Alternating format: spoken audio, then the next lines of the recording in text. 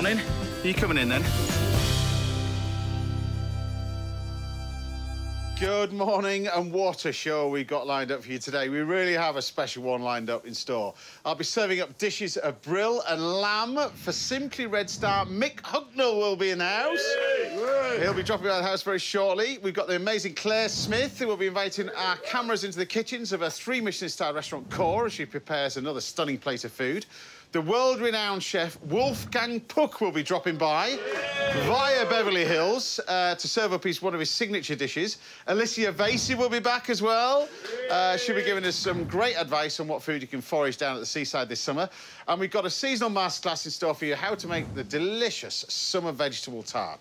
But first, I'm here in the outside kitchen with a genius chef who's worked all over the world before making home in the UK to bring authentic Italian cooking to the streets of London.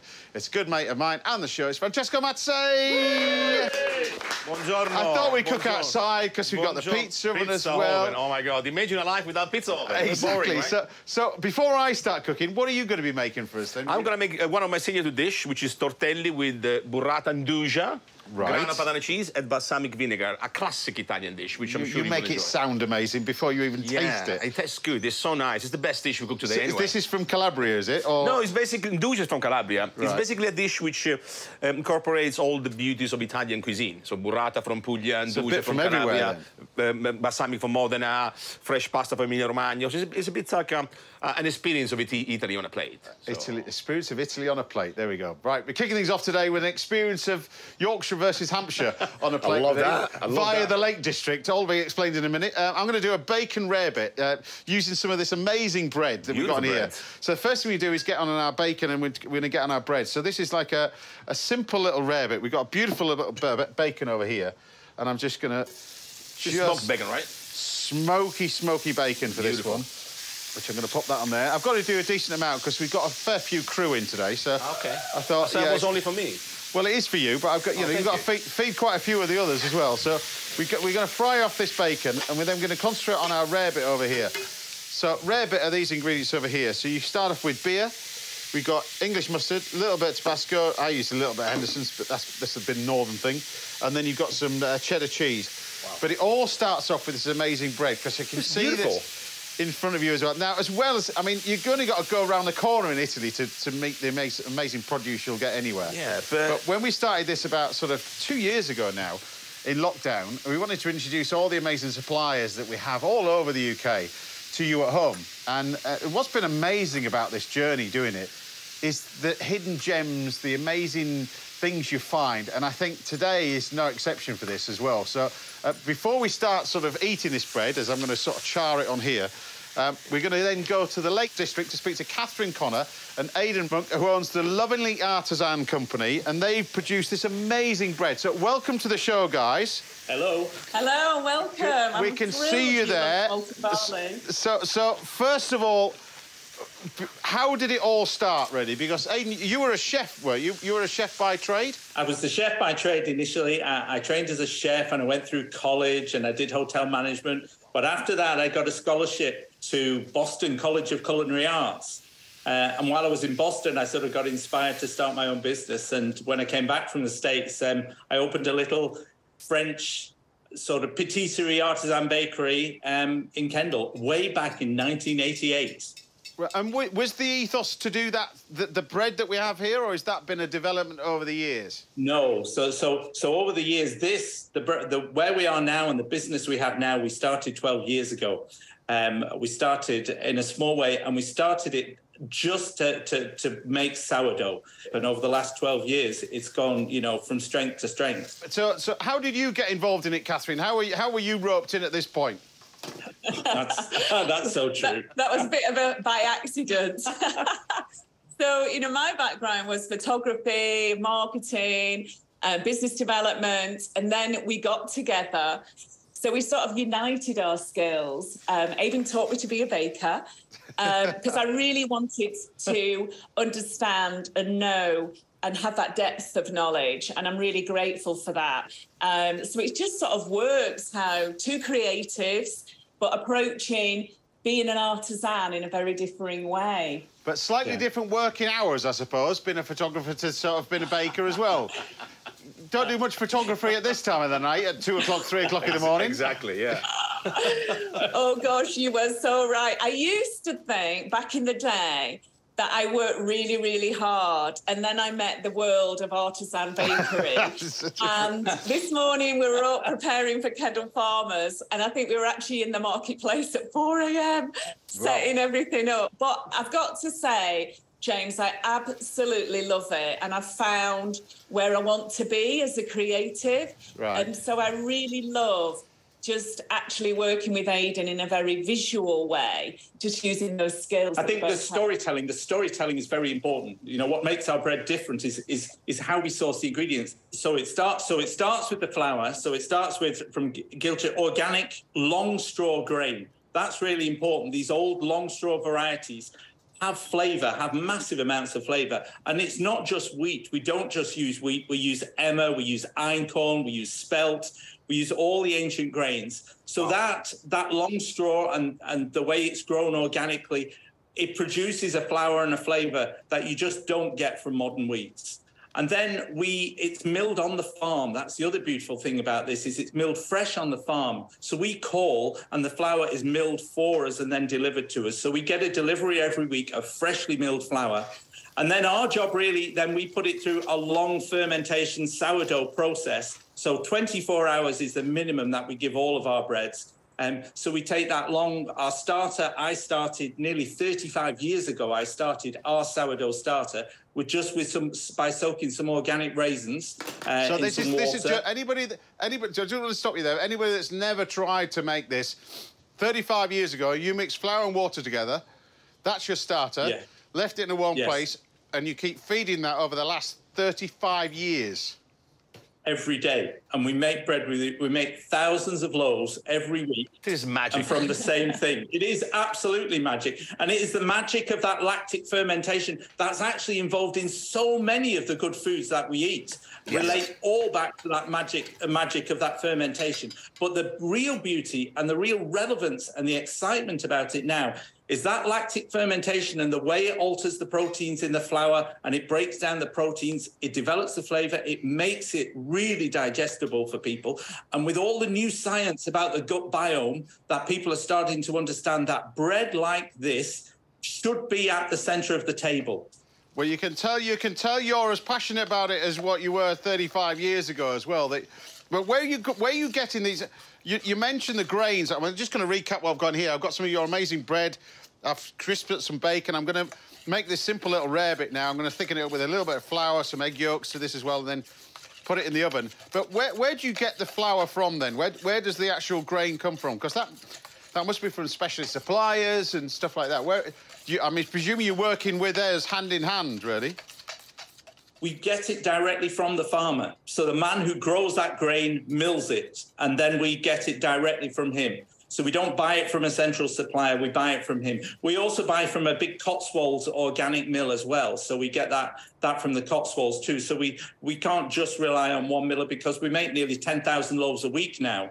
And the loaf that you're working with is the malted barley, and it gives that really nice depth of flavour that has unique characteristics, doesn't it, Aidan, within the loaves? So it's quite appropriate that you should use this for Welsh rarebit, because the crystal malt is used for making light ale and often traditional in Welsh rarebit.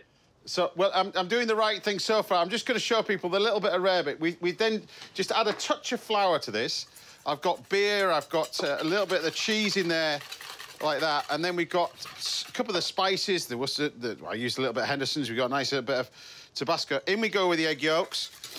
That goes mixed in. And then what you want to do is, while this is still warm, we can then take this and pour the whole thing over the top. That looks terrible. Oh, my God. Over the top of the bacon and everything else.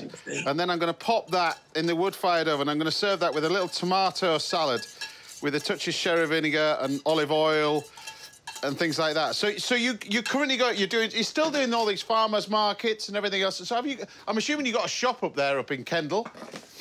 We've got the cutest little bread store here on the outskirts of Kendal. And that's what we love about being artisan bakers. You are part of the community. You're in a neighbourhood, like a cheesemonger and a butcher, and you play a role in somebody's family. And for Aidan and I, for us, one of the most significant things we want to achieve is putting that bread back in the centre of the table and it becoming either the meal or part of the meal. You know, we love, you know, what you're doing now with the Welsh rarebit. The bread will be celebrated as much as all of the ingredients of which you're using. And for us, that's what's really significant about, say, an artisan loaf. But I'm just going to recap what I've got in here. I've got my Welsh rarebit, so I'll lift this across now. But we've got our lovely Welsh rarebit. I've got my tomato salad. Now, I think when you've got bread like this, you want... Sherry vinegar is what I love with this. I know you're using balsamic vinegar as well, but this is the rarebit. As well? Oh, my God, look at that. Oh. So this is your rarebit with your cheese. You can put things like chutney and everything else in there as well. But then what I've got on here is got a little bit of the bread. And with your sherry vinegar, it goes like that sort of Spanish panzanella sort of salad. Yes. Yeah. When you're using the sherry vinegar, you take your lovely bits of bread, which I've sort of crusted up as well, and then we can mix all this lot together, and that can just sit in your bowl like that with all those lovely flavours, the onion, the sherry vinegar, and then we just take the bread and just put it round it. So hopefully I've done it justice, guys. I mean, that bread is bread is going to take all the juices now, the exactly. tomato, the olive oil, the vinegar. It's just going to sit in there. It's good with the sherry vinegar and everything else. I wish you all the very best of luck with it as well. And thank you for sending some down. The crew are very happy. And Francesco will have it on his menu by tomorrow afternoon, no doubt. And I'll get this lot for me home. Exactly. I'm allowed to, right? But I wish you all the very best of luck with it. Next time we're up there, we'll pop in and visit. Thank you so much. Take care of yourself. Thank you. Wow. So there we have it, my version of a sort of a Welsh rarebit with some amazing bread, a little bit of barbecued bacon with a nice little tomato and sherry vinegar salad. Done. Yay! Fantastic. Fantastic.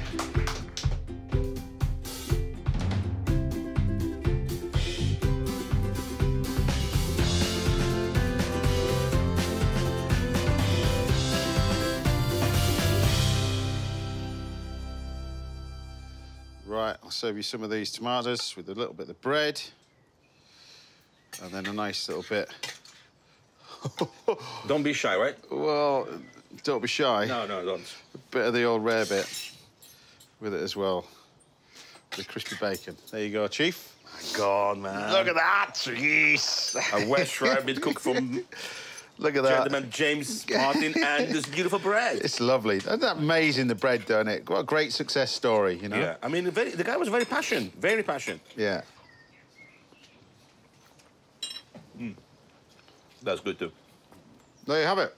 Francesco will be firing at the stoves a little later, and I'll be joined in the kitchen by singing superstar Mick Hucknall very shortly. But don't go anywhere, because after the break, we've got more cooking, courtesy of the top chef that is Claire Smith. I'll see you after the break.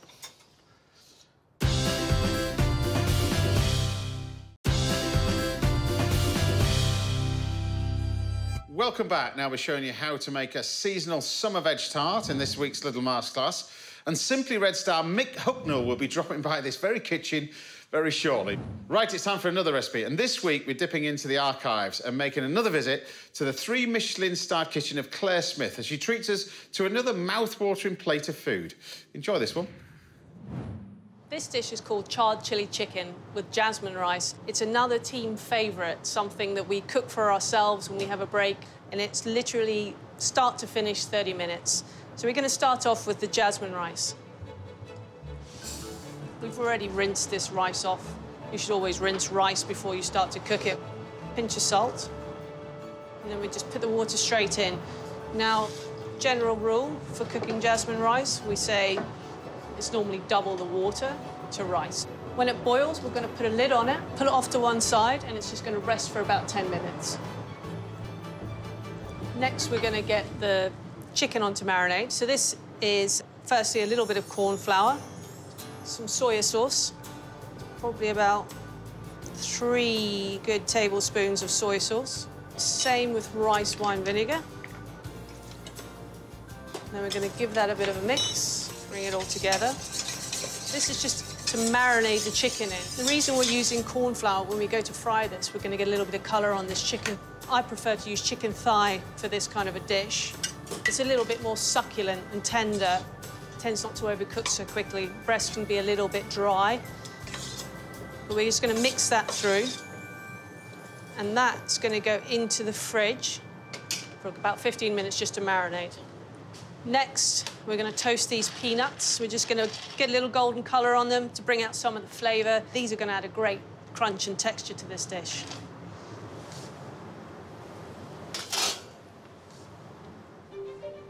Next, we're going to do the chilies.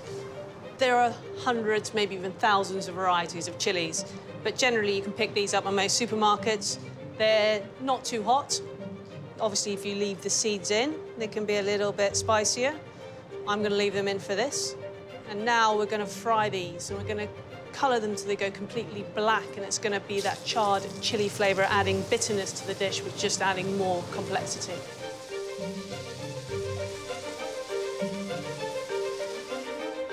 So we're going to add some ginger now, probably about an inch piece of ginger. I'm going to just dice it up nicely.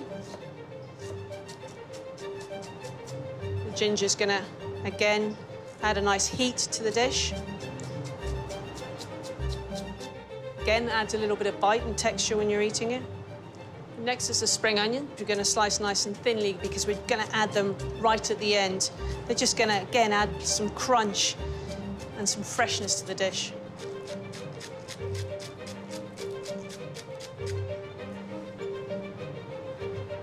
So the chilies start to blacken. And we're just going to turn them over when they've got a nice colour on them.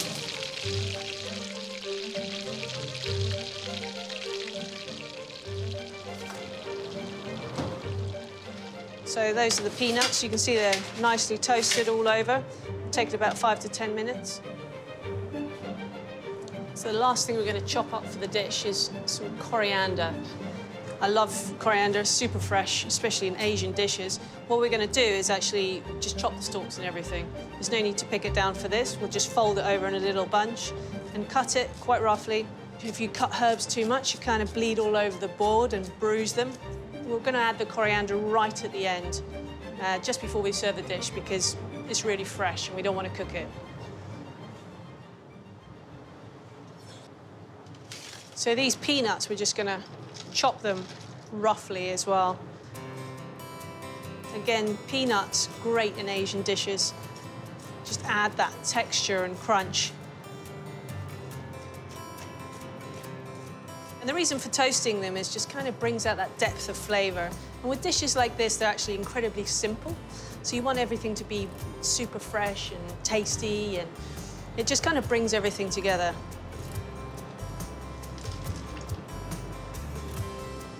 So those chilies are lovely and black now. And that oil is really flavoured up. It's got all the heat from the chilies and all that lovely charred flavour. So it's ready to cook the chicken. I'm just going to take it out of that marinade and drop it in to that oil. It's been marinated for about 20 minutes, all of the flavour of the soya and the rice wine vinegar. The soy sauce is also going to help to colour it up. But we want to just leave it until we can see that it starts to colour, and then we're going to turn it around. And at this point, we're going to add the ginger.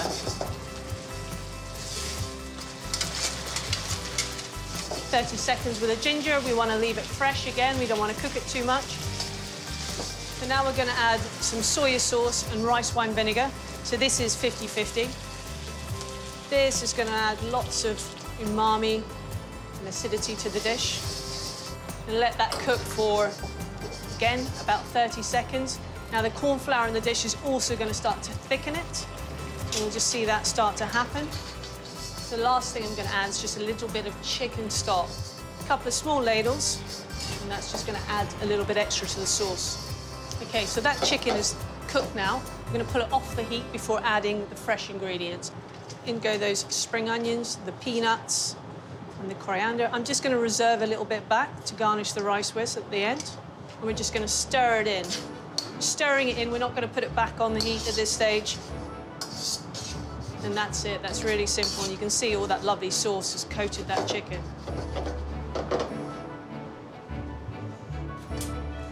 So this is our rice that's been steamed. So that should all be beautiful now. Just lift the lid off. And we're going to flake that up a little bit. So you can see it's all fluffy and lovely. Really simple. You just serve this in bowls. This is staff meal for us. I'm going to pack that up. OK. There we go. We've got some of the spring onions and coriander and peanuts that we had left over. Just a little garnish going on top of the rice there. Next, we're going to get that beautiful charred chili chicken. And make sure we're getting all the sauce as well. Generous. And then we've got those charred chilies from earlier. Now, you don't have to eat these. They can be a little bit spicy, but we always say eat them if you dare. So we're going to put 2 of those in. And then just a couple of little sprigs, again, of fresh coriander. OK, so that's our charred chili chicken with jasmine rice. And believe me, any chef or any aspiring chef is going to be delighted with that for dinner.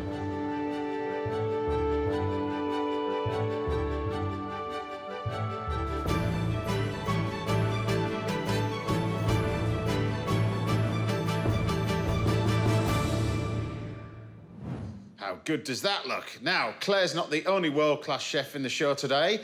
We've got the legend that is Wolfgang Puck. He'll be joining me all the way from Beverly Hills and coming to the house a little bit later. But I'll see you back after the break in just a few minutes when we're rustling up a simple little dish of brill for my guest, Mick Hucknall. See you in a bit.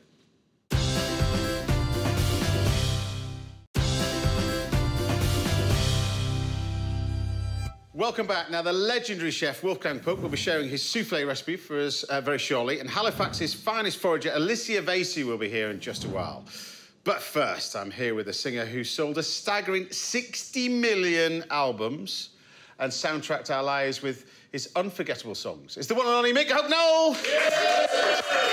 First of all, ching, ching, ching, ching, ching. Welcome to the house. Welcome to the house. Lovely to be here. Because I feel like we've sort of met. I mean, when we toured, I toured last year. You were touring in front of us. You were always the ones. So I got your dressing room that you left clean, by the way, as well. First of all, I mean, congratulations on what a career. Thank you very much. You can't imagine that as a young lad, could you? I knew I was going to do this because there was nothing else I was really very good at, but I didn't know to what level I'd be doing it, you know? I mean, I could have ended up on cruise ships, who knows? But whatever it would have been, I would have been making music. Well, you said we're going to talk about that as well in a minute, and about your new album and everything else. But I know you're a massive foodie. You're the first and only guest. I've cooked for 16 years on Saturday mornings, interviewed thousands of people. You're the only guest I've ever had on just said, let James cook what he wants. Oh, good. So we're going to do a beautiful little bit of... I've got some brill over here, which we're going to butter poach. So this is nut brown butter in here. So you take butter so that it's nut brown, add some lemon, take it off the heat, pass it through a sieve, and we end up with this. This is a poaching liquor. So normally you'd use this for sort of meuniere. You know that sole meuniere that you get, that kind of stuff? Yeah. So we take this to about 80 degrees. We take our nice bit of fish, and we just sit it in the butter, like that. And it's just going to sit and poach nicely. Just gently, gently allow that to cook on a really, really low heat, 60, 70 degrees, and that's going to cook for about sort of 8 minutes. Brilliant. And I'm going to serve that with sort of a grenadinoise, which is a sort of like a salsa you make with parsley, some mint. I've got some chopped eggs over here, some fried bread, and then garlic, onions, and some capers. And that all gets mixed together. I'm going to serve that with some lemon and olive oil, serve that with some nice little bit of asparagus. But wasn't it art that was one of your big loves as well? Because you studied that. Well, that's what I did at university. Yeah. My wife did as well, and my daughter's about to enrol into art school in September, so it's in the blood. And then was it? I mean, you've always loved songwriting as well. But tell me about the Sex Pistols gig back in Manchester, because that was a gig that there was a group of you at, and it seemed to sort of spawn bands and give you the opportunity to think, I'm going to do this. That's exactly what it did, because at that time when I was 16, that would be 1976, all the bands I really admired at the time, they were all like the royal family. You know, the Beatles and the Stones were like godlike status. Not touchable, if that's exactly, yeah. And so you saw the Sex Pistols and the Buzzcocks. And the Buzzcocks were our favourites at the time. And they looked like us. And we thought, we can do that. Yeah. You know, and so I saved up to buy a guitar and slowly started to think I could write some songs. I got like 3 chords and I'm kind of strumming away. And me and my mate Neil, we'd write a song a week. So we'd get together on Friday after school. He'd show me one of his songs, I'd show me one of mine, and then we'd go off to the pub, which isn't legal. But, you know, anyway, you know what I mean. Yeah, exactly what you mean, yeah. So then we'd go off to the pub and we'd spend all our time talking about Beatles songs. Yeah. So it was clear that I was obsessed with the idea of songwriting. But that, I mean, Manchester at that time as well, I mean... It was rough. I mean, you know, the thing is, we had nothing to do. Seeing a band like the Sex Pistols it just inspired you to think, well, this is something we can do. Yeah. So, you know, we spent several years just going up and down in a transit van, doing various gigs. So but we never achieved any success. But your voice is, I mean, it is unique. It's soul, it's bluesy, Was that intentional, or is that just a fit that you... Well, before punk, I'd started buying records when I was about 11, and I used to collect a lot of Tamla Motown and Stax and James Brown, stuff like that. So I kind of wanted to be like those guys, but that was unattainable. So being in a sort of punk band, I was just yelling a lot. I wasn't really singing that much. But as we developed more and more, it started to become more and more not punk and more melodic. And then it just sort of gradually morphed into Simply Red. And you're on about writing earlier on, 16 years old. You wrote, was it holding back to the years you wrote when you were 17? It was the second song I wrote. But I did, yeah. The first song I wrote was a song called Ice Cream and Wafers, which was just A, because I could only play one chord. Right. So I just pressed the A chord and then took my fingers off, and he went dun dun dun dun dun dun dun dun dun dun. And then the next time I found this chord that went like that and was like ding, then to the A. I just started practicing it, and then ding, holding back the years, and then the rest is history. The global success very, very quickly after that. Yeah, well, our first hit was Money's Too Tight to Mention, which was actually a cover. Right. And and the first time we released Holding Back the Years, it wasn't actually a hit. But it became a hit in America. Similar thing happened with the Police, actually, in that song Roxanne. Yeah. When they first released it in the UK, it wasn't a hit. And it became a big hit in America, like Holding Back the Years did for us. And then it became a hit back here in the UK. Well, we're going to talk about your new album now. Well, I'm chopping up some bits and pieces in there. I've got some capers, I've got some shallots, I've got garlic, I've got some herbs, some mint, and some parsley. I'm going to cook the asparagus and prepare that because this is your new album. This you haven't actually seen this yet, have you? I don't have a... Would you like a copy? I would love a copy, yeah. That would be very nice. Thank you. I'm a proud owner of a... Yeah, your own. So this is time. You wrote it in lockdown. Yeah, pretty much. Well, definitely, because there was... you know, it's funny using the title, Time, because I don't know if you feel about that era, this lockdown period. It's almost like time warped. Yeah. It's not... It wasn't normal, was it? It certainly wasn't normal. This room was turned into a pasta factory. Because the village where you are now, we couldn't get eggs, you couldn't get pasta, you couldn't get anything, could you? Incredible, really? Incredible. But it was kind of a weird, when you look back at it, it's kind of a weird time, but it made you concentrate. I suppose it helped for you, didn't it, really? Well, it affected everybody in so many different ways, didn't it? And I guess people, when they had nothing to do, they just sort of think, well, I'm going to focus on my hobby or whatever. And in my case, I just found myself picking up the acoustic guitar. Even while I'm watching TV, I'm just strumming away. And then I just start coming up with ideas. I'd not really planned to make a record. But the thing was, we released, before the lockdown, we released an album called Blue Eyed Soul. And we were ready to tour, you know, and then lockdown happened. And that album was really designed to be played live. The lockdown happened, we cancelled the tour, then we cancelled another tour, and it was just like, that album was dead and buried. Yeah. So then I started thinking, well, that album was like a tribute to some of my favourite African-American R&B artists like James Brown, Otis Redding. And then in lockdown, I suddenly thought, well, what makes you tick? You know, why don't you write songs that represent who you are? So who am I? I'm a guy from the northwest of England who learned how to live in the world. Yeah. And so I just really started writing from my perspective and how I related to what's going on around me. Well, it certainly worked. We've got proof of the pudding. Not just you got your own album, you've got a proper copy of your album now, but we've got a little clip for you now. But have a listen to the main man in action.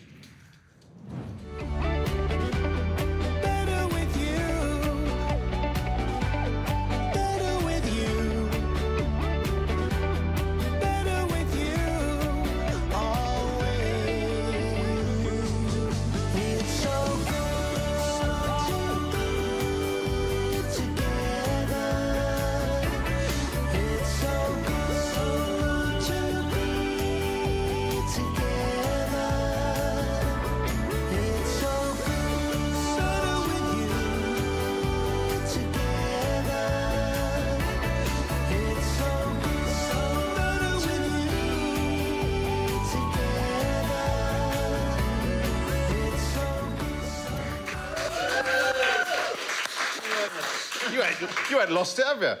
Well, you know, to me, there was like during lockdown, there's like two scenarios. You know, you're in this space all together all of a sudden. If you're married and you've got kids, you're there and you're stuck. So you've got two options. You either get divorced because you can't stand the sight of each other, or you realise that it's really good to be together and you don't spend enough time together. And I look at the way society's moving now. It's people are moving towards 3-day weeks, aren't they? And long weekends. Yeah. And I don't know if they're ever going to go back to 5-day weeks in the office because they've realised they love being together. They love spending quality time together. Depends what you do for a living. Chefs going to have a bit of a problem with that, aren't No, we? are you guys? I mean, you're the hardest working people in show business. You're 7-day-a-week boys. But look, I'm just going to finish this off now. We got a little bit of asparagus. The fish is now cooked. So this fish is now ready, you see? Yeah, so it's just butter poached, and what we do is we just take this out. So it's nicely cooked. Yeah. Which is there. And how long was that in there for again? About 8 minutes, wow. 7, 8 minutes. And then the asparagus, which I've just got as well. So what we're going to do is take our bread now. So they're fried off the bread, and this sits in here. So in there, we've got all those sort of things that I was chopping up. We put the hard-boiled egg in there as well. The asparagus is cooked, because you just take that out. When it's cooked, you retain that lovely colour. You just pop that on there. And then this sauce, it's kind of... You just mix this all together and you get this beautiful lemon, parsley. It's beautiful. It's just really... I mean, the crunch, the capers and everything else in there. And then it's ready to plate. So do you get time to cook much? Because you can tell you're really interested in food. Are you quite handy in the kitchen? Well, I cook for my family. Right. So, what's the trademark Mick Hucknall dish then? What's the go-to one? When I left home, the first place I moved into in Manchester was a place called Hume, and the next sort of village, if you can call it that, over was a place called Rusholme, which is famous for known as the Curry Mile. Right. So I would get on my bike and I'd go down there to these little markets. So basically the first thing I learned to cook was Indian food. From then on, I used to just go and buy fresh vegetables. You know, my flatmate, he'd buy tinned carrots, yeah. and I'd go and buy them fresh. So I'd end up with 2.5 kilos of carrots, and he'd end up with a tin for the same price. Exactly. So I just started figuring out what goes with what, and slowly just learned to cook. Well, hopefully you like this one, but there we have it. Wonderful. So my cooked fish in nut brown butter with fresh asparagus, Grenoble sauce, done. Yeah. Wonderful.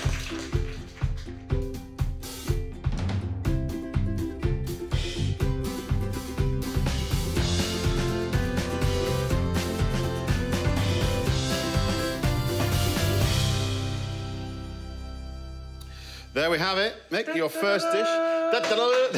Fantastic. Tell us what you think of that one, then. Oh, well. So, the fish, when you taste it with the sauce and the key to this, I think, really, is you fry off the croutons. You fry them off so they're lovely and crisp.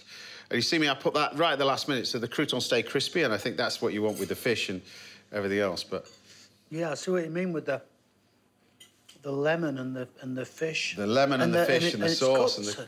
It's cooked all the way through. It's cooked perfectly, isn't it? It's lovely. Good starter? Yeah. Good starter, that's good. Right, we're cooking a second course for Mick later on in the show, and Chef Francesco Mazzei will be taking our taste buds on a culinary tour of Italy. That's coming up very shortly.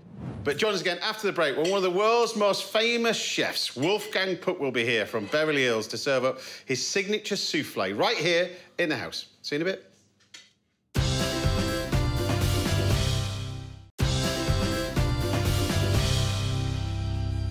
Welcome back. Now I'll be making a summer vegetable tart in this week's masterclass, and Alicia Vasey will be here with the best of this season's foraging, and you can find out what she's got very shortly. But first, Francesco and I are in for a real treat, I think, for this one, really, yes, because we're here with a legendary chef who's gained Michelin stars in kitchens across the globe, and he even has his own star on the Hollywood Walk of Fame.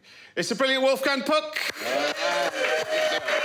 Great to see you, Chief. Great to see you. Great to see you. And great to see you at home, because when we meet, we're always on the road, we're all over the place. I know, and I'm especially happy to be in your home here. Exactly. So what are you going to be doing then? We're going to make Kaiserschmarrn. This is a recipe I changed from my grandmother, really. We used to have that for dinner with a glass of milk. And we grew up really poor. We had meat once a week, maybe Wiener Schnitzel on Sunday. But on Friday night, they made Kaiserschmarrn. And to me, with a glass of milk right from the farmer next to us, it was the best dinner. I thought we were rich, you know. Beautiful. Our toilet was 100 yards outside in the fields, you know. So is this like a souffle? It's like a souffle pancake. And we serve it with a warm strawberry compote. So it's really delicious. We serve it at Cut here in London. It is the most asked for dessert. OK, so you're going to start off and show people how to make it. Let's start. So let's marinate some of the grapes here. Some of the raisins here with a little rum. OK.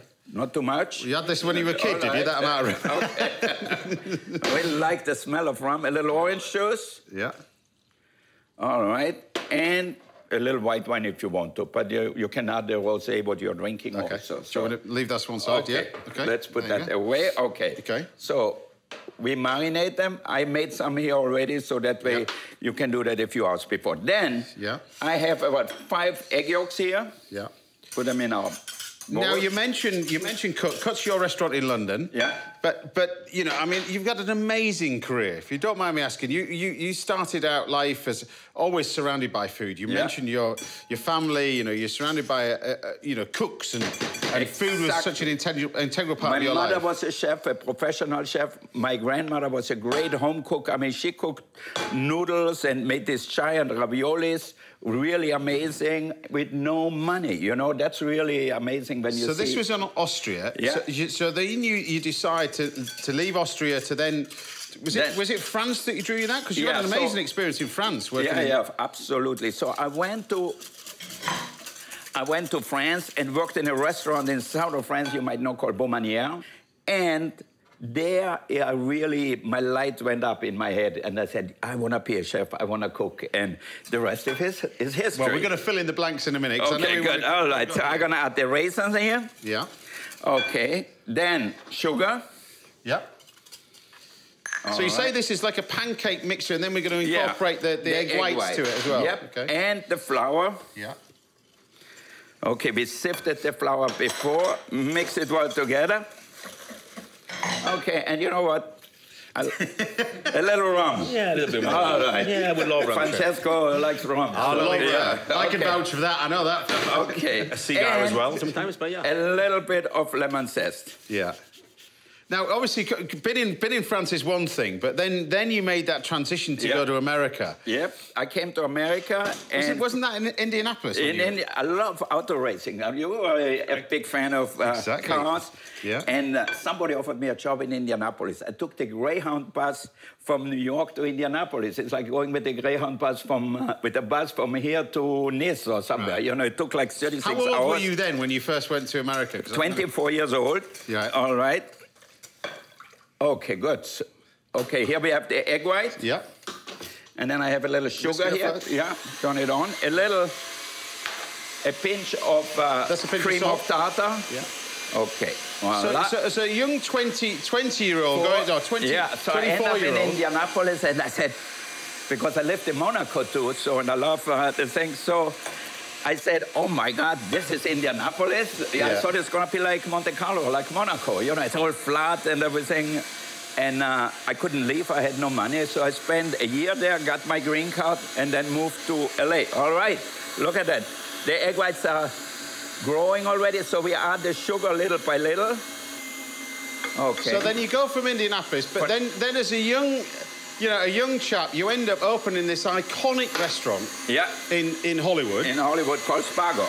Well, before that, because this is the bit you were. Okay, so I was in a restaurant called Ma Maison before. Spent there, met Orson Welles and all these famous people. I played tennis with Gene Kelly, and even now Sidney Poitier is the godfather of my children. So they all used to be customers. But this was, I mean, you were at that moment, that iconic period of time. Yeah. And that restaurant became hugely successful. Exactly. We did the Oscar parties. We did a lot of stuff at that time. And you still do it. You still do the Oscars. We still did it 29 times. Actually, Elliot, our chef from London, was making fish and chips and beef Wellington, and people loved it. Brandon Fraser came 3 times to eat the Wellington. I love it. All right, so now we're gonna pour in our egg whites just the way we do for a soufflé. So you turn it to one side and then against the clock. And of course, you go from that place in Hollywood, you move Spago's the iconic. That's sort of the crown in your restaurant empire. But that's now moved to Beverly Hills. Yeah, we moved to Beverly Hills, and then we started Cut in 2006 in Beverly Hills too. Yeah. And then we started to expand, you know, to Bahrain, to London, to Singapore. So now we're a little bit all over the place. Do you want me to butter these? Yeah, butter them. Okay. So, and of course, now, you know, we've met all over the place, Bahrain and all around there. You know, you're still, Beverly Hills is still your home? It's still the home, and it's still our flagship. You know, it's like the mother of all the restaurants. I shouldn't say, in a way, the flagship, but it is our first restaurant. Yeah. So, in a way, I have a soft spot for it. So this is the sugar. So this is where you line them all. It's like a conventional souffle you do with this. Exactly. Okay. All right. There you go. Right. Get rid of the sugar out of here. Yeah. There you go. All right. And now we're gonna fill it up. Do you have anything like this in Italy? No, we do pancake though. Yeah. Crespella. But not soufflé, no.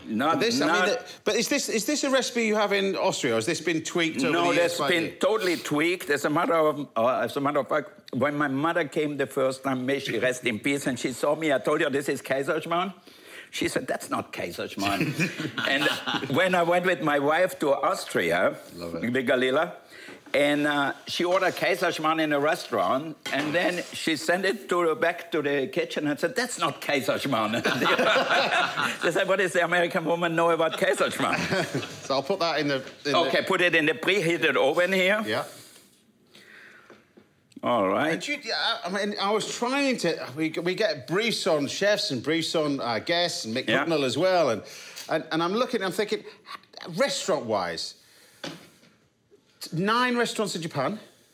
Is that correct? Yeah, we have some little restaurants in Japan, but we have 2 big ones in Singapore. We have a restaurant in Maui, But you managed to get round to all these places as well. I travel a lot. That's why I'm happy married, you know? True, that works, chef. I know. Yeah. So I hope my wife is not watching the program. She will be. She will be. Okay. Don't send her the link to it. Okay. Right, so what's next? While this is cooking, we're going to do the strawberries. Okay, we're going to heat up the sauce here. Yeah. The strawberry puree. Yeah. This is just pure... Do you put sugar in this? Yeah, with a little sugar in here. It's always been done with strawberry, chef, or different fruits? No, you can use whatever fruit. Like we use in Austria a lot of plums, because strawberries, when I was young, we had very little of that. So cut them in half or in quarters. You can do wild berries, like blueberries. Yeah. Exactly. Raspberries, any berries with a little acidity is good. So you still have this passion and that drives you forward. Exactly. I love cooking. I love to be in the dining room and hospitality and be with the guests and everything. So for me, for the rest of my life, I'm going to do that. People ask me, Wolfgang, when are you going to retire? And I said, I just started. You know, what's the matter with you? What should I do when I retire? I don't play golf. I don't play with the big airplanes like you do, so I have to find a hobby. So I play tennis a little bit, but and ski in the wintertime. And how have you found that it's changed? Because, you know, Beverly Hills, you mentioned all these iconic actors that came into your restaurant and you played tennis with them and all that kind of stuff. It's changed so much, I take it, has it? Or still exactly how it was? Because of everybody has a camera. People have to be much more careful now what they do in a restaurant. I remember seeing one Beatty was going out with Madonna. Yeah. They were in the restaurant, Madonna was sitting on his lap and they were kissing like it was no tomorrow. And if they would do it today, they would be on every cover in a magazine. Yeah, there you go, there you go. You can't beat that for a story, can you? No. Right, so you want this warming up. I'll let you warm it up. Add the strawberries to it. Okay. We don't want to cook the strawberries. We want to have them still like strawberries. Warming. Yeah, just warming them up nicely. Now, you mentioned this is one of your most popular dishes. I presume it's one of the most popular dishes around the whole globe, isn't it? Yeah. People love it. People love warm dessert. Okay, so you're going to spoon a little bit of this in each plate. Okay, all right. Okay. All right. There you go. And nice I'm going to take out... Okay, you're doing the money shot then, eh? All right, this is... Watch it. Okay. Watch it, chef. Okay. Oh now my God. Look at that. Wow. All right, here we go. Look at that, baby. Okay. Because literally, I mean, the shows that you did in America, you're one of the first real chefs to cook on TV in the States, Yeah, right? no, I started with Good Morning America, actually. Okay, give me that. So now we're going to spoon that out. Look at that, perfectly cooked. You did an amazing job. Thank you. Well done, chef. All right. All right, maybe one more on top. Yeah, one more, chef, yeah. Okay, I know you're hungry. Okay. Yeah. So this is for the whole family. All right, and we put a little powder sugar on top. Yep.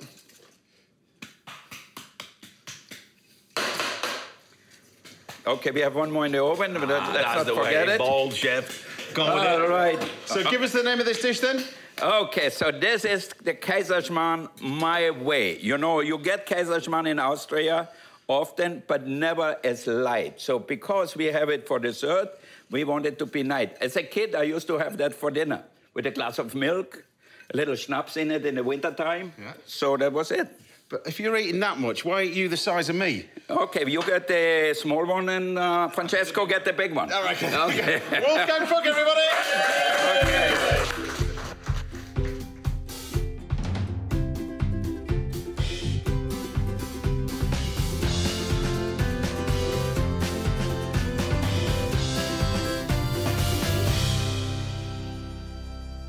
Francesco, hold your hands out.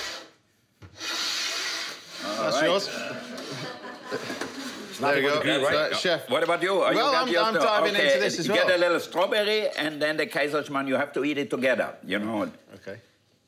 Mamma mia, che buono, chef. No. Like your mother made it, huh? This would be better. In Calabrese. Don't tell Mom. Don't tell Mom. Mom's Calabrese. We're really disappointed. But how light is that with the rums and the... Yeah. Can I have a shot of rum rather than milk next to it, chef? Yeah, all right.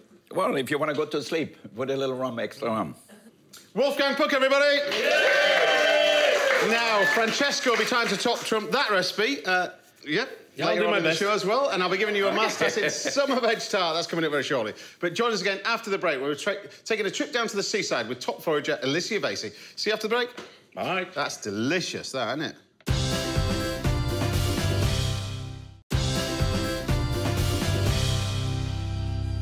Welcome back. Now, I'll be chatting some more to Simply Red star Mick Hucknall later on in the show, and I'll be showing you how to make a stunning summer vegetable tart in this week's Little Masterclass. But first, I'm here with two chefs, Mr. Wolfgang Puck and Francesco Mazzei, and we're about to get a lesson in free food you can find beside the seaside from the superstar of the foraging world. It's Alicia Vasey.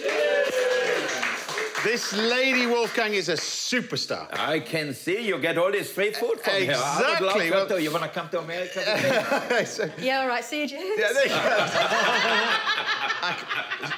go. You could tell that it was like written in the stars. There we go. Yeah, I really had to think about that. Now, for exactly no seconds. So I'm going to do an amazing little dish. We've got some beautiful turbot over here, line caught turbot from Cornwall. Wow. Beautiful bit of fish. We're going to do this with a nice little sauce using all these sort of forage vegetables that you've got us as well. I'm going to make a nice little sauce with some seaweed and bits and bobs. So, first thing that we're going to talk about, tell us about this first of all. Right, OK. So, nearly got drowned this week. You nearly got drowned this week? Yeah, because coastal foraging is dangerous, and I got the tide times wrong by about 2 hours. Right. OK. All right, and then my wellies filled up. All right, and I thought I'd better make a retreat. OK? You thought my English was a bit weird. You can't understand this, can you? What is the willis? So what did you say? OK. OK. So your wellies got filled up. Tell us. I did my best. Yes. Well, you've done all right. Look at this. I mean, it's amazing. Yeah. The thing is, right, you get really engrossed in it and then you don't notice tide coming in because you're still scratching around in mud. Right. OK. Right? So what we got here, because you were going to eat this earlier. Yeah, I know. I'm already. Yeah, I'm still going to smack your hands. Right, because some of it...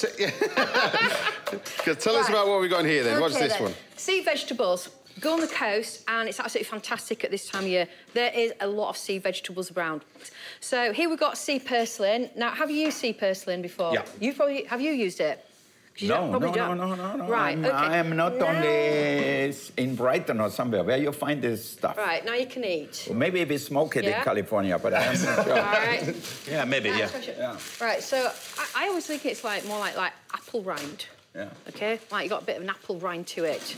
But it's really good because you can just blanch that, and it's dead easy to do. And it's something So what do you do with it? Well, James is going to cook an amazing dish because he's very good at this sort of thing. OK. All right? Can't wait. It's not actually that bad, really. Yeah. Thank you. Thank you. No, I'm going to try as well. So do we have to take the leaves off? I trust him now. Do we have to take the leaves off? Is this found all around the UK, then? Can you get this everywhere? Yeah, I tell you what, if you've got estuaries near you, you've got to go on salt marshes. OK? Now, when you cut this, it's cut and cut again. It will keep on coming back. It is like pruning bushes in your garden. Yeah. It will always come back. So is this it's like... all right, isn't it? You keep going. Amazing. So what do you do? You take off the leaves? Or because this is a little hard to eat, no? Well, that's the way you smoke it, chef. I tell you what, we all love it. You ain't going to be wanting to do that. OK. So is this like... Does this come from, like, Samphire? Is this found on... Not obviously the sea, obviously. Right. This is... The further out you go, you've got your mud flats, which is your samphire, OK? And they've got massive roots on. And then you come a bit further back, and then you more towards the coast. This is submerged, the whole lot of it, 12 hours a day in salt water. And here's the thing, though, it still needs fresh water to grow. All right, it's really bizarre. It needs to be in salt water, but it needs fresh water to grow. So when you go after the rains, it's all good. So it can only be found in that area, then, really, estuaries and that's... Oh, yeah, salt marshes, that's it. And I tell you what's a really good thing to do is go on Google Earth. You can see the salt marshes around estuaries. All right, they've got culverts running through them, so you can always sort of like pick them out. So it's good to do your research. Then you can get the car park, and then you can work out your little route. But like I say, you've got to be really careful with tides. On a serious note, you've got to be... It is really serious because those culverts will come really fast because you get like a centrifugal flow down it. They come in fast and they can cut you off in islands and you don't even know you cut off. So we've got on here, you kindly picked some that we've got on here as well. So we've got, you use the purple tops really. I'm going to cook this. So this is, you've got to cook this. So later on, I mean, actually, you can get this all year round, but sort of like at this time of year, it's kind of like fresh and it's got like a bit of purple tinge. So the purple tinge stuff's the best. Next, we have got... What is this? I'll lift you this one. So tell us about this then. Right. This is another one you've got to cook with. So what is this one? Right, you can try this one. You said it's poison before. Pardon? It'd be right. It'll be right. I would trust her. OK. This one we call sea arrowgrass, but in Sheffield we call it sea coriander. And again, that just grows, and you can just cut that like chives, or you can do like what James is going to do, like a butter emulsion. So I ain't got all the grass out of it. Oh, you're picking it out anyways. It tastes like monk's bird a bit. Got the sun. Yeah. Well, that's the thing. Yeah, it's all got that much of a muchness. Right, so he's off with samphire, and now he's gone with sea aster. Sea aster. So we've got sea aster. So that also grows on the coast, and that is actually, I really love that one. That's proper chef's favourite, that one. And that, again, it's just a blanch. These are perfect with seafood. Yeah. It goes with it. It's salt, it's coastal. You know, they live alongside each other. And I think anything, yeah, have you got in it now? You're getting it now. It's amazing flavour, isn't it? Amazing flavour. And this is all around the coastline, I take it then, right. is it? It doesn't matter whether you're near the top of Scotland, it doesn't matter whether you're in Cornwall. If you've got salt marshes all around you, up on the cliffs as well, you know, you've got, like, sea vegetables, like you've got rock samphire. Have you had that before? No. Have you not? No. That's fantastic. And I suppose Austria was amazing for foraging, but I don't suppose California you do much foraging, do you? Yeah, no. They grow marijuana in some places, but that's about it. It's legally now, I believe. You won't get much of it at salt marshes in Austria. Yeah, we make marijuana is not free, chef. No. We make cookies and chocolate with it, so mostly, you know, and cooking. Some people smoke it. We should go and visit the chef soon, James. So tell everybody where we're going next then. What have we got for our final ones? This is. So I've just gotten here. We're sorting it all off with some butter and some water in a nice little emulsion. So here we are. It's an interesting one. This is scurvy grass, right? Which doesn't sound right cracky, does it? Scurvy grass. Some spinach, almost here like you go. Some spinach leaves. Right. Look at that. Oh, thank you. Oh, the best part. Yeah, here, have a little one. Okay. Really nice. Okay. So this is scurvy grass. Scurvy grass. So it does what it says on the. It's got a kick. That's why you got wasabi, black pepper. Yeah. Keep it going. You name it. Yeah, you don't get scurvy from that. All right. I tell you what. Look at his eyes going. I didn't think it was that bad. Have you tried it? Oh my God, it's really strong. It's amazing. You know, the thing is, James. You know, you got to keep in with your guests. Well, I am doing. I'm going to say the secret is to take a little bit. Wow. I did give you a little bit, didn't I? Yeah. I tasted a little bit before. I said, "Oh shit, what's gonna be?" I tell you something else as well, right? Yeah. You know when you're on motorway and you're parked up, right? Because there's a big long way of traffic. On the motorway. On the motorway, and then you look down at Central Reservation, and there's all these little white flowers. That's scurvy grass. Yeah. Do you like that? All right. You know what? We'll see how it tastes. Do you cook it? Yeah, I'm cooking it. So I'm assuming seasonality-wise, a lot of this can be... Is this all year round, some of this, particularly... Right, I tell you what. So this one is all year round, OK? It will survive storms. Now, you can get it cultivated, but I always think this stuff, it is battered, it is bruised, everything's battered and bruised, and yet there it is. There it is, it grows. And it grows perfectly. And the siesta that you get cultivated, it's quite see-through and there's not that plumpness to it. So that's the good stuff to get. I can always tell when you got the good stuff on. And the flavour's better. The flavour's more intense. Yeah. That's why chefs, you know, they want you to go out and they want you to go on salt marshes and they want to get it from the salt marshes. It's integrity, isn't it? It has got an amazing flavour. I mean, particularly that. It's amazing, that incredible. So strong, yeah. I'm surprised the Japanese don't pick it up to use it for sushi, you know. You think... make a puree out of it. Because I know that you love that Oriental sort of cuisine. Yeah. I mean, it's so much more... Sounds daft, but punch for the horseradish. Wasabi the first pint, then black pepper and it is the wasabi, isn't it? It's not just because it's hot. It's not all the horse. It's like a wasabi hit. Quite persistent as well. I would blend that with a little yuzu, lime juice, and And you can't take it home and plant it. It is impossible to cultivate at home. So you've got to get it. You know, these places where they do cultivate is like they have to replicate tidal systems. It's a lot of investment, and it's just not the same. So you're going to get this. You're going to have to go on the coast. I don't believe. I mean, even if you're going to cultivate stuff like this, it's not going to taste the same, is it? Nope. By the way, we're having it for free, so we just call you in. Yeah. Yeah, well, exactly. Well, you pick it for free. Exactly, but I'm only joking. Getting it for free. But you supply. I'm scared. I'm going to be told off in a second. You've met your match here, Wolfgang, if you didn't know it already. I know nothing is for free with a woman. You know?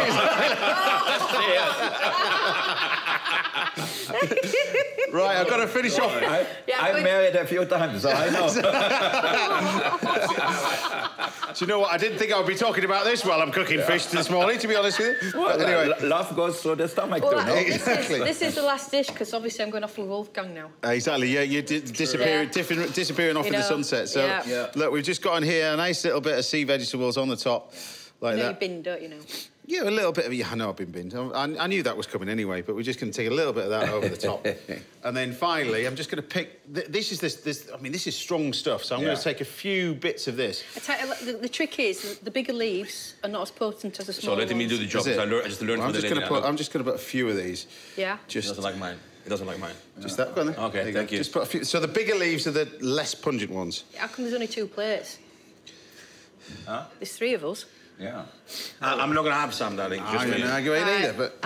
We share, you know. I gave up pie for this. Sharing is caring, so. What's that fancy bottle? Look, it's just a little bit of oil going on the top. Look at that. A little bit of herb oil. There we have it. Hopefully I've done justice to all your foraging for getting your wellies full of water.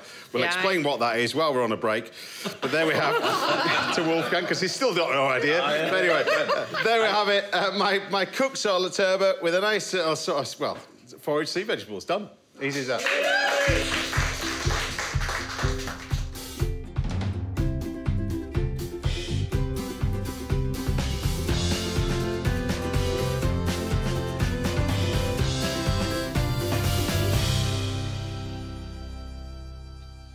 There we have it. There we have it. All right. Have a dive into that. Tell me what you think. Okay. Tell me what you think. You can share mine as well. What about you? You can share. Well, you're now working together. You know you've got a flight back together. You might as well share the food together. Okay, all right. You're not wrong there. So what is in the Hollandaise type? So that's a Hollandaise style sauce. I've just put a little bit of seaweed, some reduced shallots, some lemon. That one, I think, with the rest of it, with a little bit of lemon gel that goes with the fish, so it cuts through the butteriness. And then you've got the sea vegetables that you just simply sautéed. That's it. Beautiful. Does it justice? Worthwhile getting your wellies full of water? Yeah. Bit of grass there, but There you go, there you go. Right, Francesco will be cooking for us shortly. I'll be serving up a show-stopping dish of lamb for my guest, Mick Hucknall. That's coming up at the end of the show. But we'll be back after the break with a masterclass in vegetable tart that you don't want to miss. I think they're enjoying it. Somebody book her a flight, will you? Never see her again.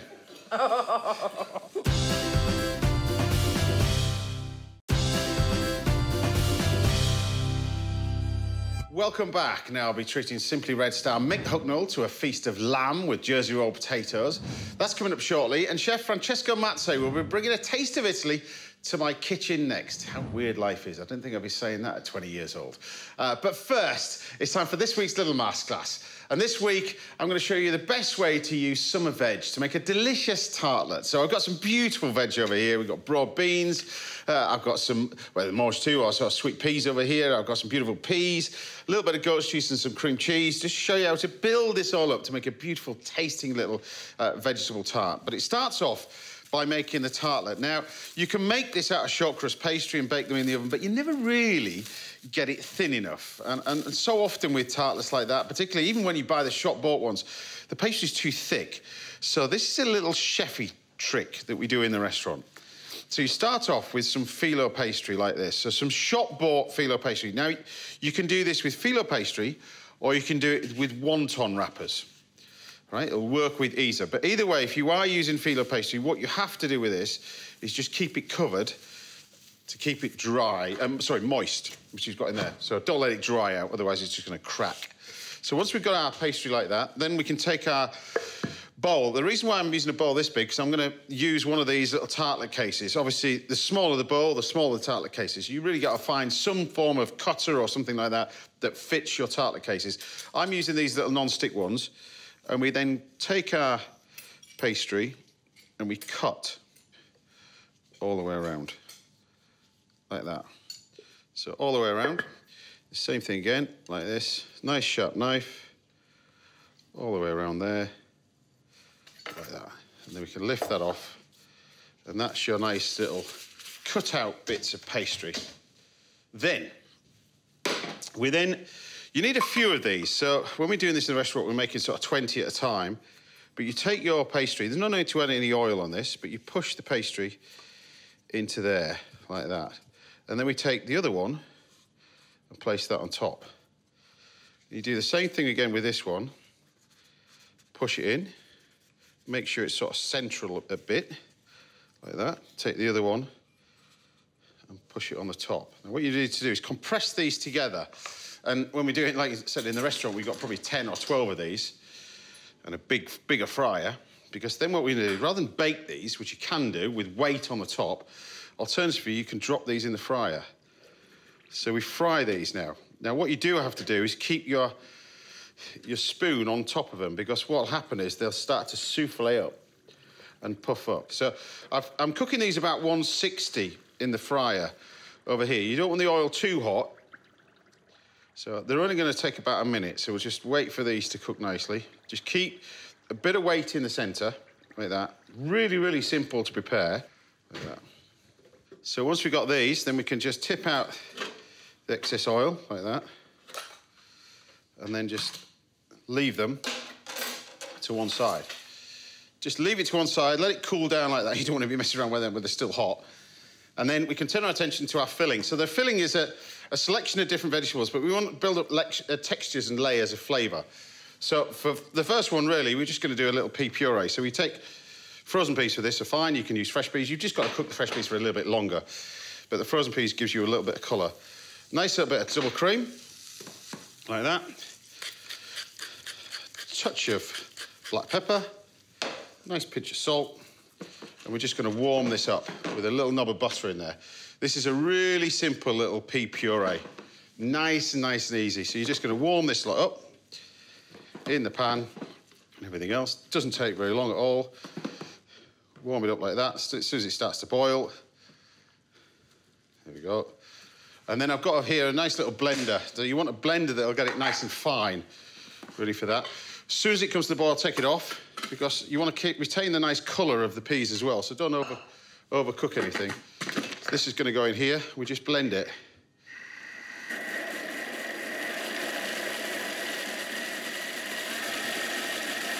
Just leave that blender going a little bit.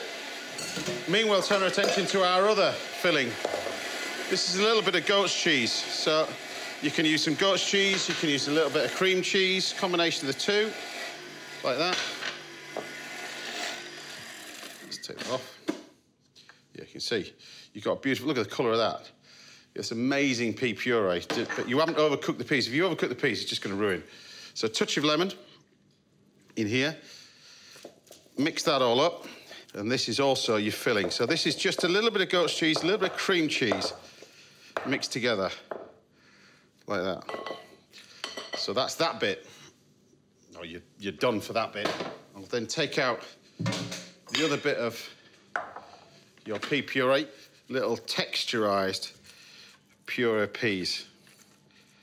So you can blitz this more so it's even finer and more chefy, but it's all about the taste, really, so don't overcook the peas, really. But there you have your nice little bit of cream cheese. You've got your nice little bit of pea puree, that's that bit. Meanwhile, we're just going to do this little sort of fricassee, really. This is a selection of different vegetables. Now, you can either do this as a little tartlet, but you can serve vegetables like this as well. It's a great way to cook it, particularly this time of the year. This is where you want to cook it. So I've got some broad beans over here. Now, chefs will actually double pod these. They'll take the broad beans and then they'll branch the broad beans and pod them again. But anybody who's got their own garden will know when you've got broad beans like this, the flavour of them's amazing. So you don't really want to get rid of that flavour by double podding them. You want to keep the flavour in. So to keep the flavour in, we're going to do a nice little simple way to cook these. You start off with some water and butter in the pan. Usually equal quantities of each, really. And then we take a selection of different vegetables. So I've got some fresh peas over here. These are the sweet peas, the mange tout. You can use a little bit of garlic if you wanted to, just a few little slivers of garlic, which I'll put in there to infuse. That goes in there. And then we've got some spring onion, and I've got some asparagus. So the asparagus, we can take the nice tips of the asparagus, like that. So I'm going to trim these off so they look nice. And then these bits we can then take and cut into pieces like this. And this is a really great way to cook vegetables like this when it's banging season. So spring onions, broad beans, peas, that kind of stuff, all in together. So you've got to take the vegetables it's going to take the longest amount of time to cook, which are the broad beans, of course. They don't take very long. They're only two minutes, something like that. While they're boiling, crank up the heat now. And we'll cook those slightly. We'll turn our attention to our little tartlets while this has cooled down. So I'll just move these to one side because these are all going to go in next. And then you can take your bit of this and you just lift these off. And you can see the pastry's wafer thin. What you want to do with that is just turn them upside down on a tray to drain off the oil, but do this when it's cool, of course. It's a lot easier. You see you've got these wafer little thin tartlets which turn over.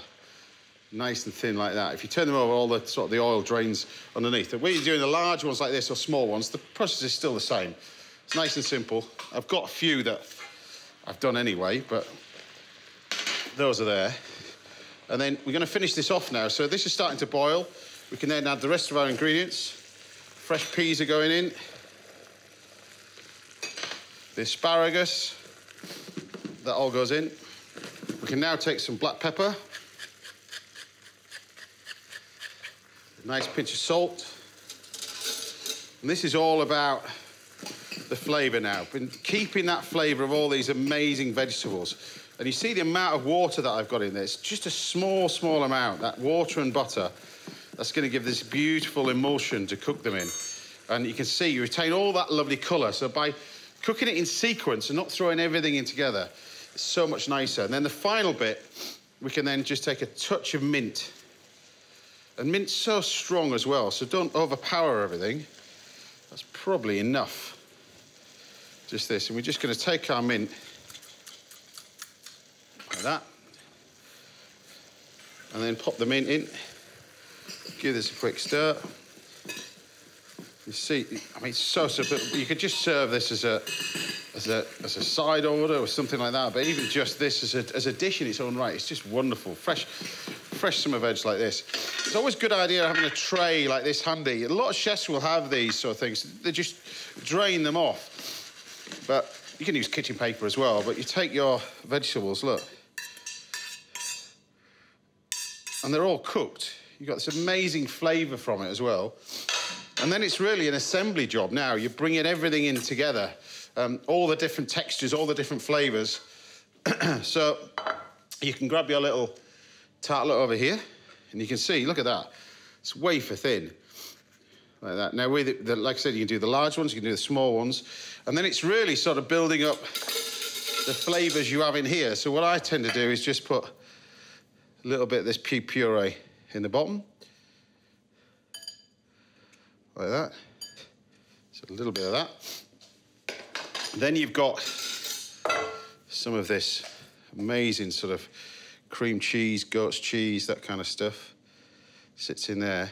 But don't forget, you've got your hot vegetables. So the minute you put that on it, it's going to start to melt and look delicious. So once you've got that, then it's really adding the veg, and we're not far off finishing it, really. So once you've got the veg, which is drained off, keep the little sprigs of asparagus, but you've got the lovely vegetables. You can then fill these up.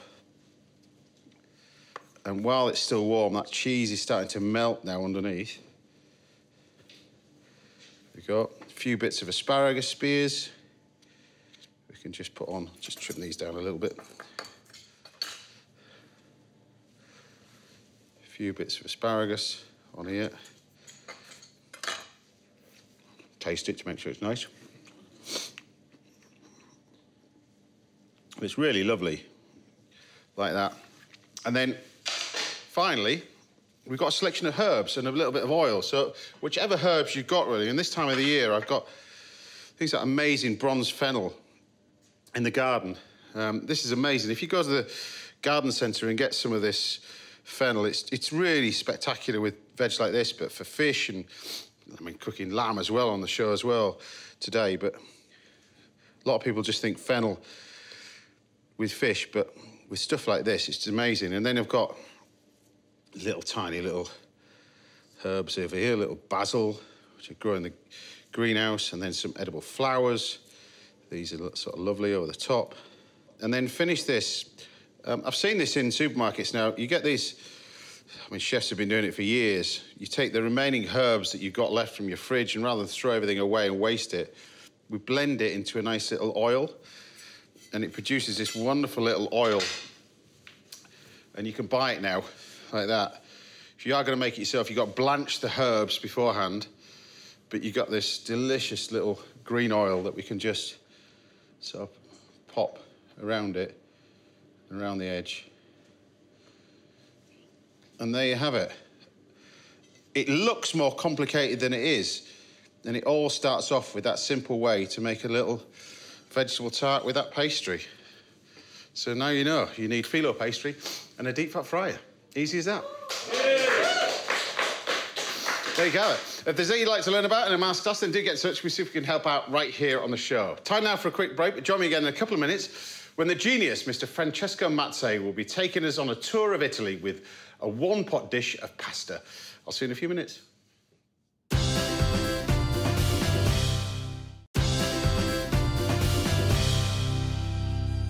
Welcome back. Now we're making a sensational lamb recipe for my guest Mick Hucknall. But first, I'm here with Wolfgang Puck, and we're getting ready to enjoy a dish from a chef who's brought the best of Italy to the London restaurant scene with all of his award-winning restaurants. He's a good friend of mine and the show. It's Francesco Mazzei.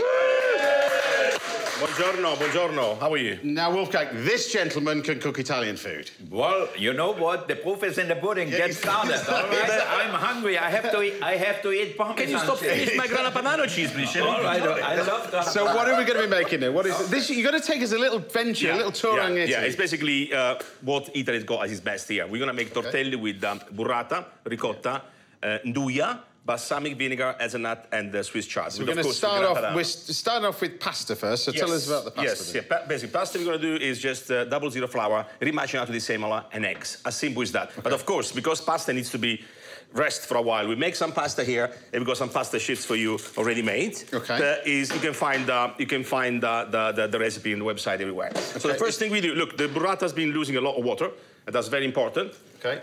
So burrata is mozzarella with cream folded thread. It's mozzarella stuffed with mozzarella threads and cream. That's what burrata really is. There is, of course, the inside of burrata is also called stracciatella, and is basically a fantastic recipe. It's a fantastic cheese from Puglia, which is now very, very popular. Chef? Oh, I love that. Do you mind doing some cheese for me, sir? Yeah, I can do that, yeah. And, of course, the king of the show today is this. So we're heading south for this, for your neck of the woods. We're heading south. So we went to Puglia, now we go to Calabria.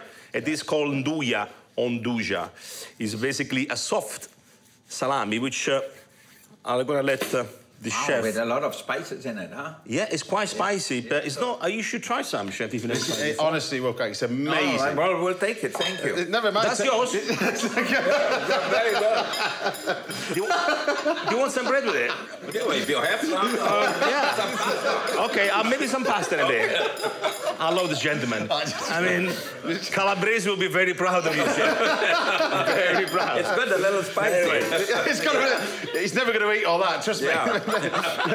Not without 16 bottles of wine to follow it up, because it is a bit spicy, isn't it, this? Yeah, it is a bit spicy. It's actually, chef, is very good for pizza as well. Yeah. Because basically it melts while it cooks, and there's very, very interesting... amazing flavour. Yeah. So where does the spice of it come from? Where's that sort of...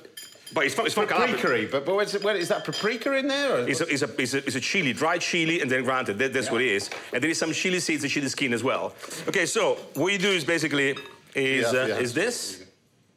Yeah. So in there, just to recap what you've got in there again. Well, I've got the ricotta, I've got the burrata, I've got the nduja, and I've got grana padano cheese. Yeah. Now a pinch of salt. Yeah. Okay.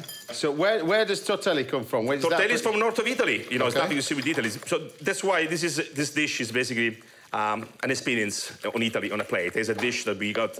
It's easier to dish since my first day in London, and it's very, very popular. Yeah, I mean, using the best you can find in. Now, Wolfgang's never been to that part of the southern Italy. It's a beautiful part of the world. That's down where the boat is. No, at the end it's exactly that. It's exactly that. So. You're famous for other... I mean, there's so many... I mean, the food is spectacular out there. Well, if you think about bergamot, which is basically one of the king of the perfumery in France, is only grows in Calabria. So people don't know about things. They only know bad things about Calabria. Now they know about me. I suggest you worry because you might not have any filling left at this point. He's eating that and all. So, I can we do this? No, he can have that. Yeah. So let me finish. You wanted for me to taste. No, do you want him to just... I'll just leave it with there. Fine. Okay, thank you. Now, we're going to make the tortelli. Can you please, before you do something, can you please blanch them for me? Now, is Juventus Torino also in Calabria or what? No, it's not, sir. Okay, we got checking. Cosenza. All of a sudden, everything... Let's not go on to football, because that's a whole different thing with this chap. We got Sibari, you know, we use Sibaris from Calabria, the Sibaritic experience. What happened to the Italians? They lost to the English. Oh, my God. Well, we don't want to talk about it. Anyway, moving on. What we've got in this pan is a nice... Okay, I'm cooking. Did you watch the European Cup? Nobody's going to watch this show if I say that. Come on. Yeah. Right, my pasta cutter. All right. Your pasta cutter's here. Is this... Please, thank you. No, this is yours. My one is different. Well, I do with a knife. Which one's yours? Here, this one. Oh, that one. So what we basically do, you see, I mean, we make the pasta but look nice and silky. I mean, it's beautiful. You can see your hands through. And the biggest mistake you can do with pasta is when you make it too thick. That's very, very important. So look at that. So what we're doing now, just gonna go and lose this. Okay. And then we're gonna do. I want to see this. It's like a masterclass of our own. So. Oh. Okay. All right. We do one more. So that's our pasta for to tomorrow. Yeah. The mise en place for tomorrow, yeah? Okay, exactly. Your chef will be happy, chef. Yeah. So is it the flour or the egg whites? What makes this so? It's the egg yolk. You believe or not, the only British thing in this dish is the eggs.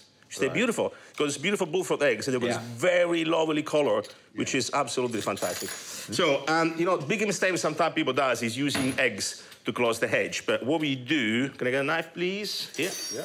We did this filling before, so the flavor it was together for a little while. So what we're doing is this.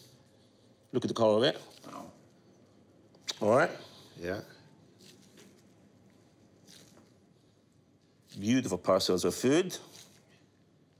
I know this is going to taste amazing. Yeah. Okay. And what you do.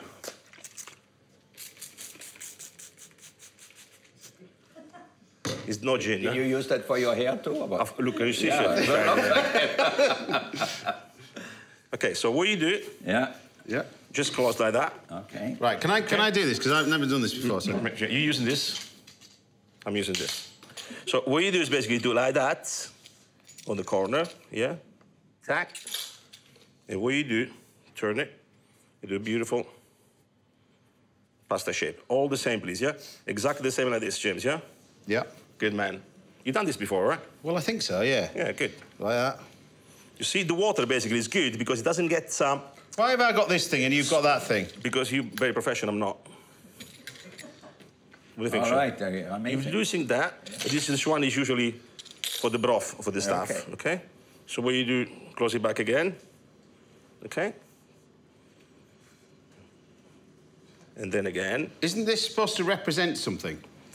It doesn't totally. Wasn't this a? Can you sit next to the chef, please? Yeah. What's wrong with that? Look, that's kind of the way it should be, right? Yeah. Okay. I mean, this guy is, you know. Okay, practice makes better, you know. Exactly. Like that. Okay, we'll forgive you. All right, that's fine. That's all right. So that like that. Okay. Yeah.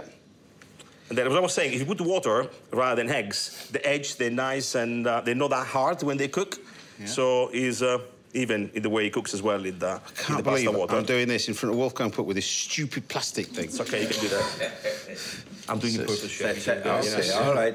So just don't cut your fingers with it. Well, it's got no chance of that. Put it that way, to be honest.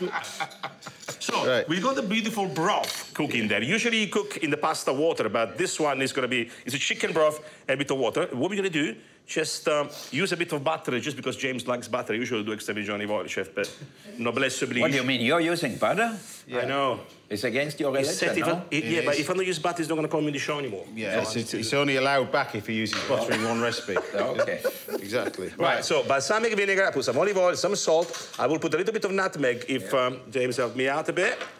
Oh, that's very powerful. So what we're going to do... nutmeg in there? Yes, please. Thank you. Now, we're going to... What do you do with the hazelnut? On top, chef. On top. We got a bit of crunch into the dish. Okay. They're already toasted. Usually we toast the hazelnut in the... In the butter? No, without butter and then in the olive oil. In the olive oil. Yeah, totally. I love the chef already. Don't use that as well. It's like stereo sound. I look at it already. Okay. Right. So we should mix that before, please, chef. This is for me. Thank you very much. We're going to get a plate. So what do you think about Induja, chef? You're going to put the menu soon, right? I love it, yeah. I'm gonna get... And my grana padano cheese as well? Yeah, a little granada and grana panada and then... Grana padano. Yeah. Grana padano. My Italians, I have to freshen up. You're doing very well. I'm learning English right now, so I cannot do Italian at the same time. You're doing very well. Your accent is amazing, chef. Where is it from? Germany? Oh, sorry, Austria. No, it's from America. Can I just say, probably I'm not the best person to teach you English, to be honest with you, Wolfgang. Right, so we got here the butter. Yeah, the butter is there. Okay, moving please a bit. Thank you. Look at the color. So you see, the pasta is very thin, so you can see the filling into it. Okay, I'm gonna swap your ravioli one. I just use mine. It's fine, no worries. Get it in there. Listen, that's fine. That's the assistant. 3 each, that's fine. Okay. Right? So, grappa cheese now, and we're gonna do this beautiful emulsion here. So what we're gonna do now, we're gonna go and finish up with dish, and hopefully Mr. Wolfgang got a terrible Italian accent. Don't misspell it like Mick used to do it. Oh yeah, I know. Okay, look. How beautiful. Yeah. Simple is the best. Yeah. Okay. Do it. Very nice. Look. Right, so. I love the color of the pasta. It's Sauce. beautiful. Yeah. It's the way you should be. You know, sometimes people say, oh, it's easy to make pasta. Well, you should do a proper dish like this. Everything is easy if you know how to do it. Exactly, you know? yeah. What is my tongue? Is this doing a sabotage to me today? What do you want, tongs? All right, here. Okay, so, okay, let's mix it down. You mix it properly, you like it? It's mixed. You sure? You sure? Yeah, it's mixed. Okay. Put the chart with these beautiful colors here and there. Look at that. This British chard. You sure it's British or it comes from Puglia? From my garden. From your garden. Yeah, not from Puglia, it's from my garden. You sure? Yeah. Okay, and then we got, so this is the hazelnuts? Yes, the hazelnuts. Here and there. Oops. Look at the color of it. And a bit of cheese on top again. And where we go And then you're going to finish this with balsamic. So we've gone round all over the place. Yeah. And then we're going back into Modena, yeah? Go back to the Modena. Massimo Botturo will be very happy, my friend Massimo. And just finish with a little balsamic. And where we go is an experience of Italy at its best, cooked for a legend that it is, Wolfgang Puck. Prego, maestro.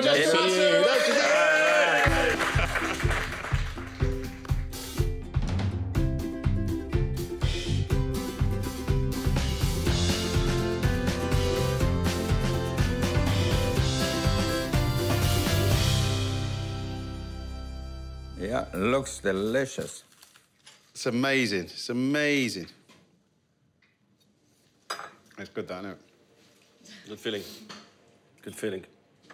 Of course, the butter makes it special. Of Yeah, course. butter and Parmesan. You can't go wrong. Francesco, Mazzei, everybody.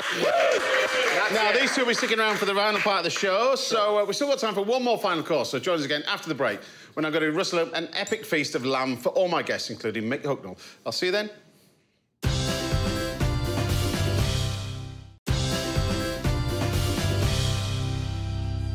Welcome back, sadly, to the last part of the show.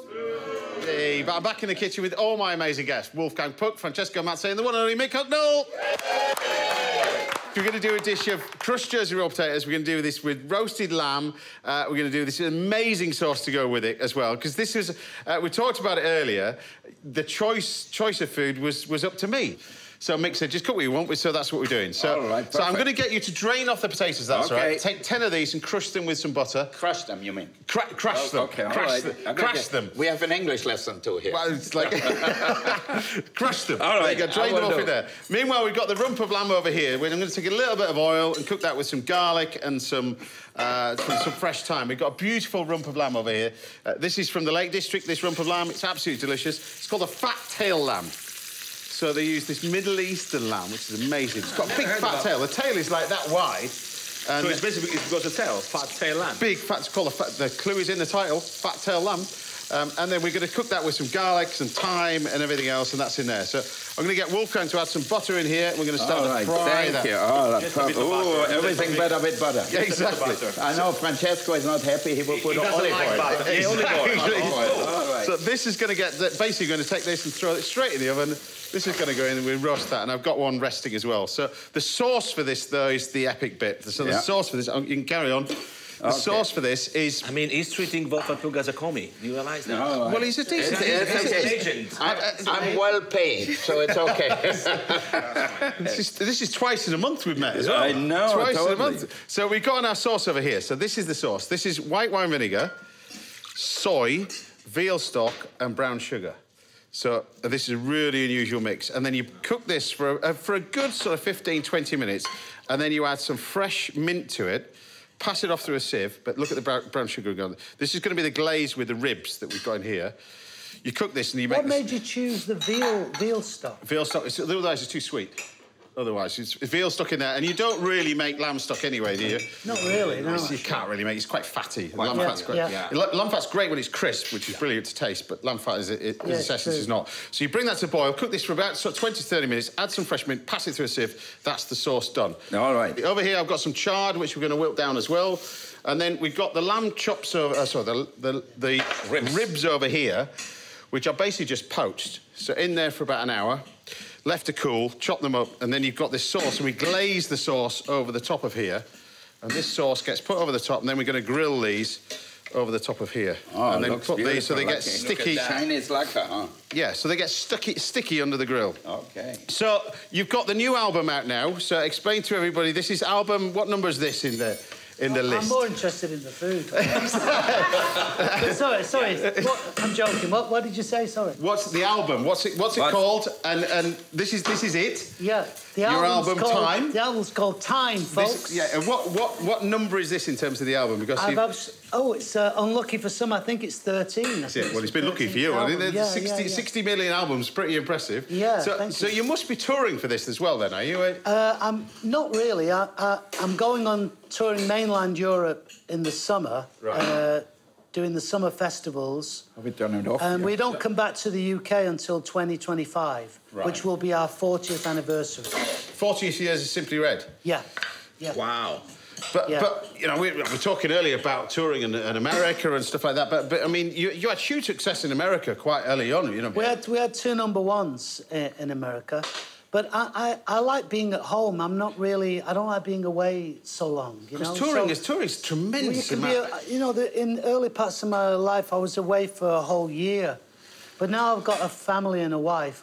Give me 2 months and then I got to get home. But how do you find it with all the restaurants? How do you find it all the restaurants? I'm married too. I love to tour.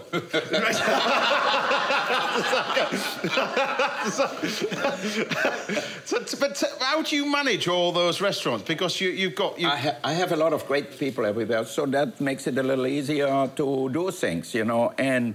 I have some people for 30 years who are working with me, so they really know what I want. They know it better than me almost. Right. And now I have my son Byron. He's working with me already. Well, I was going to say that because you've got the younger generation coming through. Your son's now a chef. So I remember talking to him a month ago. They're now involved in it as well. But... Yeah, and Oliver is doing social media, so he says, and music. So he says. So look, we've got our little chard over here, which I'm just going to cook this nicely. The potatoes are done over there. The ribs are quite quick to do, really, for this. So the ribs you just pop.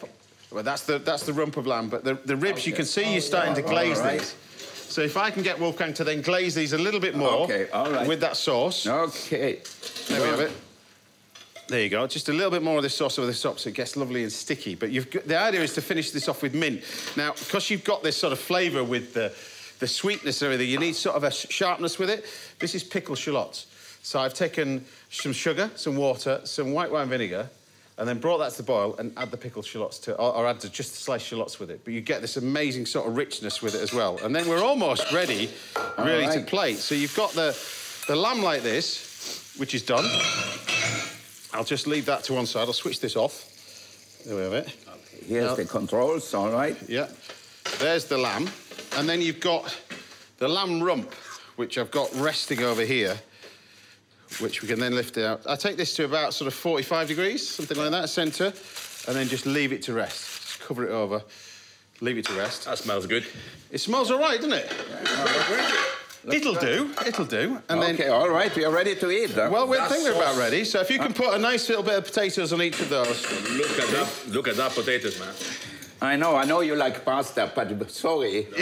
I'm Irish, so we're going to have potatoes. Wolfgang, the only problem is the amount of butter. The rest is fine. So I'll let you put a nice bit of potatoes in the centre, and then we've got a lovely little piece of this lamb. Look.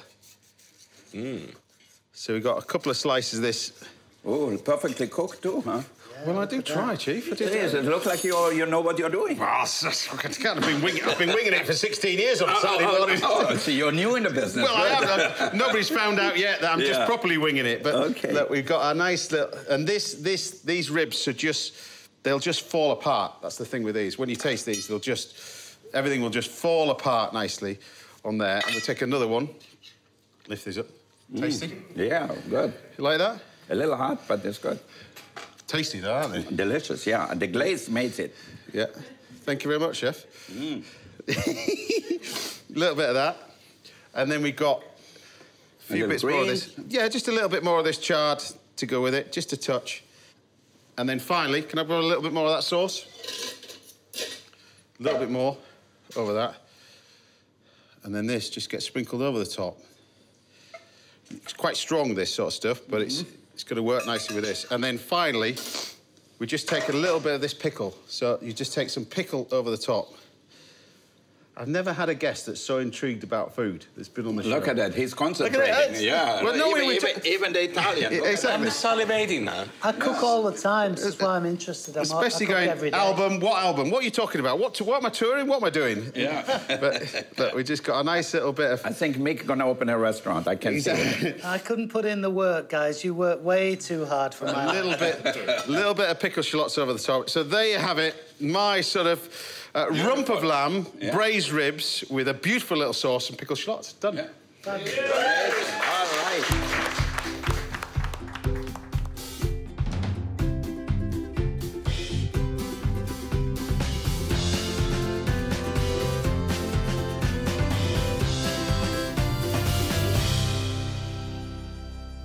Right, bon appetit. Have a taste of the ribs. Magnificent. Wolfgang, me and you are going to be having what chefs eat. We eat in the kitchen. Yeah, we're going to eat in the kitchen. But you see, when you cook these ribs, it should just fall apart like that. Look. Oh, look at that. Look at that with the sauce and everything else. We'll dump it in the tray, shall we, Chef? We dump it in the tray, yeah. Perfect. Sauce is good, huh? Perfect with the lamb, yeah? It's just great with that lamb. With the pickled shallots and everything else. But with the lamb rib, it's an unusual cut of meat that people don't really use, but beautiful, though. But with the lamb rib and the sauce and the pickle, tell me what you think. The potato is the best thing of the dish, I have to say. Oh, but that's good anyway. I paid him extra. Exactly, I was going to say... Not sure about the butter, Chef, but... You sort of sat there looking at it. Is that contemplating? I'm busy. Are you busy? No, it's superb. It's really, really good. It's delicious, though, isn't it? I know they say that on these cookery shows, but this is really, really good. Well, I'll let you take this sauce home. You can have that for later. And the Irish potatoes by Wolfgang Puck. Yeah, exactly. Over here. That's how we pronounce it at the beginning of it. Anyway, that's all we've got time for today. I told you it was going to be a good show. A massive thank you to all my guests, Catherine and Aidan, Alicia Vasey, Wolfgang Puck, Francesco Mazzei, and, of course, Mick Hucknall. Good luck with the album, Chief. Good luck with the album. See you back at the same time next Saturday morning when we're joined by my TV dad. I think I've got another one here as well. No. Brian Turner is back. I'm your younger brother. Exactly. Chefs Gordon Blackiston, Lenny Carl Roberts, and former Girls' Lair star Kimberly Walsh will be here. Until then, take care. Thanks for watching. See you at my house next Saturday. Bye for now. Right, shall we eat? Yep.